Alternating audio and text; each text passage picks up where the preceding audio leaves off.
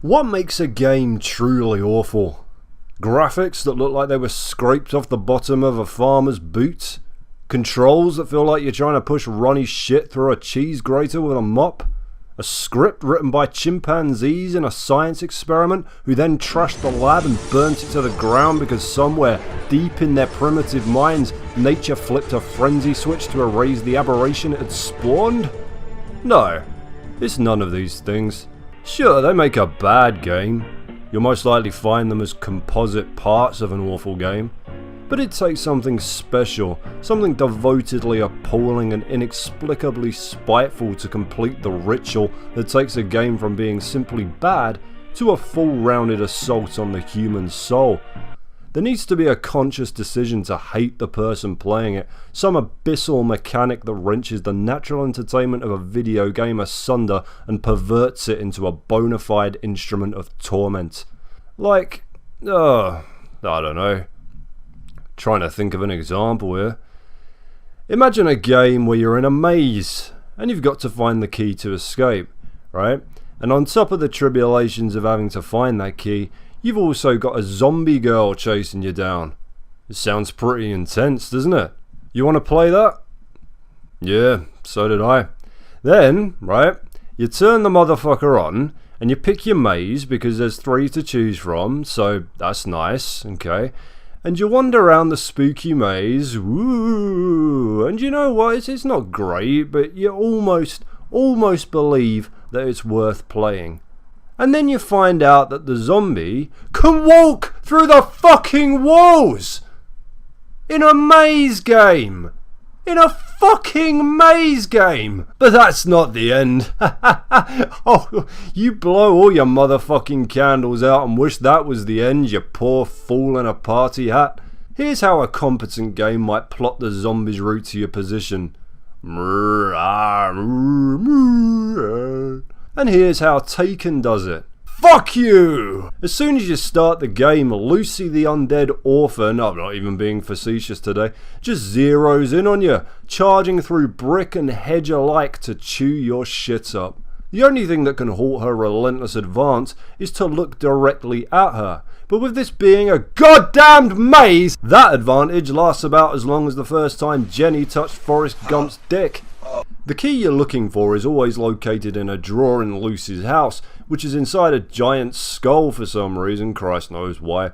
Doesn't matter whether you're in Hedge World, Industrial Snowland, or Pyramid Kingdom, she has property everywhere.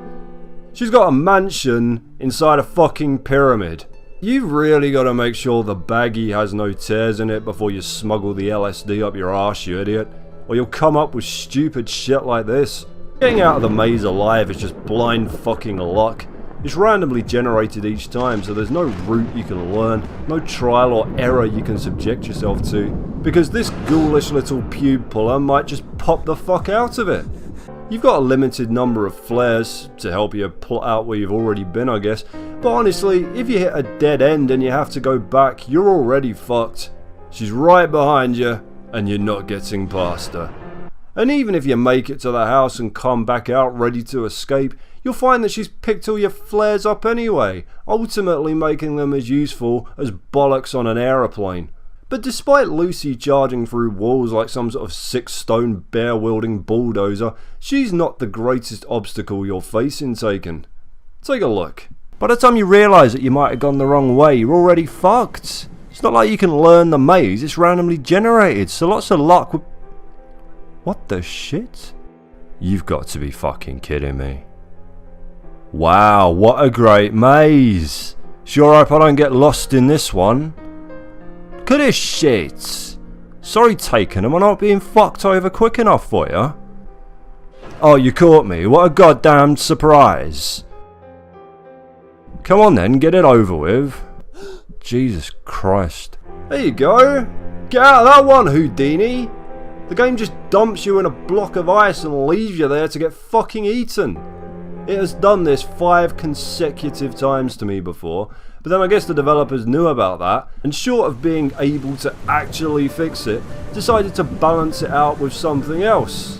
Just watch.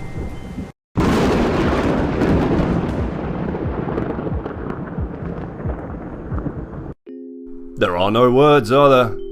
Next time try a harder level? Shit on me, mate. You mean one with a maze? No, you really want to dig into what's wrong with this piece of shit, you won't find it in the actual game. You'll need to visit the Kickstarter page and check out the stretch goals, because never, and I say never, has there ever been a more constant theme of delusion running through a project as this. Look at this shit. $5,000 for daytime mode. $5,000! You want $5,000 to turn the fucking lights on. One of your maps is set inside a motherfucking pyramid, mate! And it already is daytime in the snow map, so you want $5,000 to render a blue sky and remove the torch from one stage of your game. Are you fucking insane? $10,000 for an extended musical score, which, by the way, was written by the developer's mother, who is, and I quote, the music genius behind every Math Nerd Productions game.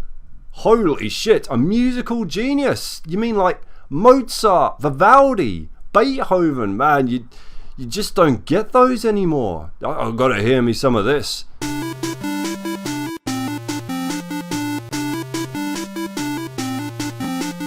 $10,000! Who are you hiring? The London Philharmonic? You want to record this shit at Abbey Road and loan out a fucking 1740 Ferdinando Alberti?